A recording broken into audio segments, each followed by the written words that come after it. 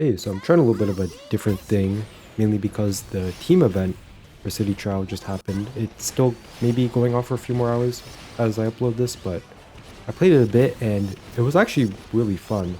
I did want to make a video about it since I played because I had a few good moments, but I figured I might try just like the style of talking about the game. I don't know if that's more preferable compared to live stuff, but yeah, I wanted to talk about it because I hadn't actually done this in a paddock or anything.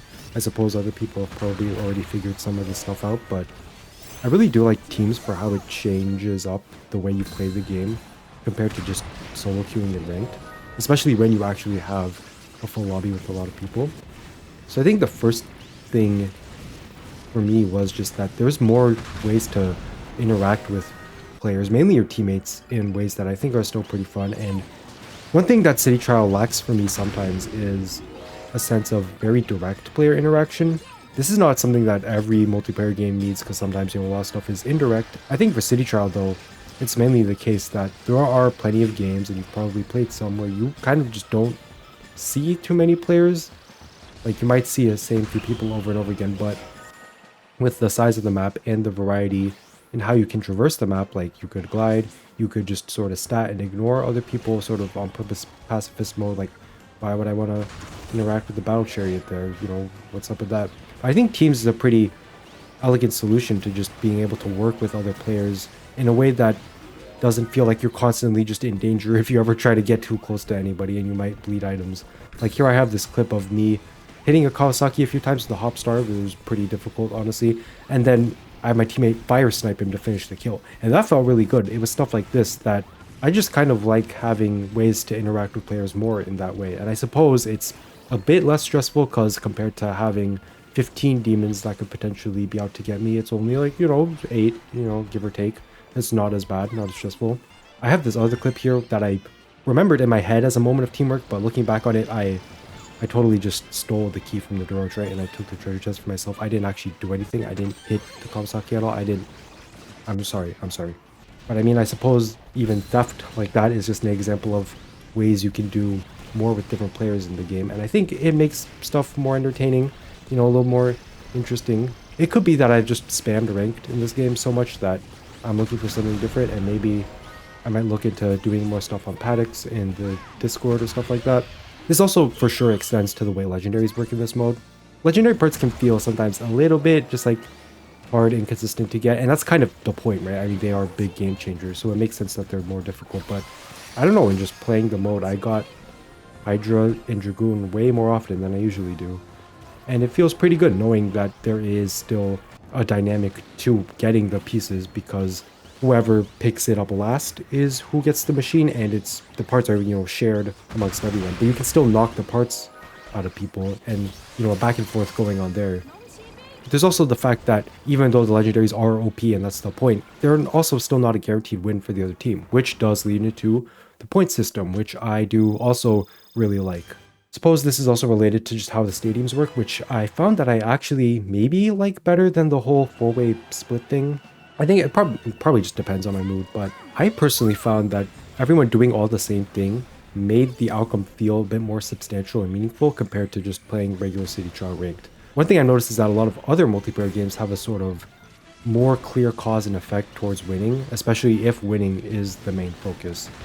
And that also just so happens to be something easier to showcase in a YouTube video perhaps, but City Trial sometimes is just like, okay, I get some stats. Sometimes, like I said, you may not be interacting so frequently with other players. And to top it all off, depending on the stadium you pick, like it could be you just don't know how a bunch of the lobby did. And sometimes the wins can feel like, oh, it was just like, the main thing behind this was just a stats check. So it's kind of like, sometimes it feels like, sometimes I'm finding myself not really caring that much whether I really win or lose a stadium. But suddenly that all changes when everyone's performance matters, and like winning or losing isn't really like the biggest deal in the world because there's still an element of RNG, but at the same time, maybe a fun fact is that when the stadium is predetermined, a lot of the stat drops will generally kind of clue you in. For example, in this game, I did notice that there was an abnormal amount of glide that I just happened to have. That was just spawning on the ground from boxes, and as it turns out, we were put on target flight. And had I sort of clocked this in my head earlier, I would have switched to a better star than the hop star, and maybe I would have done better, but that just goes to show there is a little bit more of an element of strategy in that, sort of planning ahead, even though it's probably a case of where if you can see that the items are being manipulated like this in time, probably just sort of pivot, and maybe arguably that's like not too crazy of a strategy move. I mean, related to this was also the fact that we got the prediction quite often. I don't know if the item drop rate for that was just increased during this, or is it increased during teams? I'm not actually sure, but I suppose that makes it a little less impressive, just because a lot of the time it felt that you would actually literally straight up just know what it was going to be.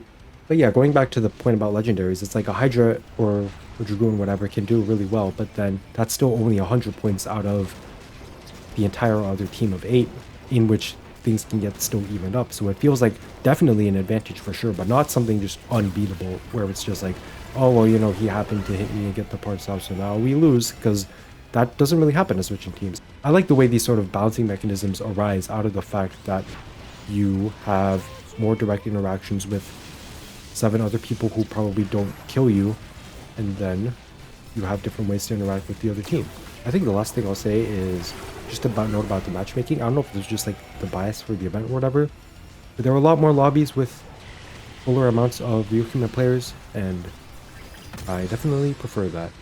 I definitely do. I'll leave it at that. But yeah, the event was really fun. I especially like me getting stranded alone in the Dust Up Derby, and I somehow managed to make it out or survive as long as I can.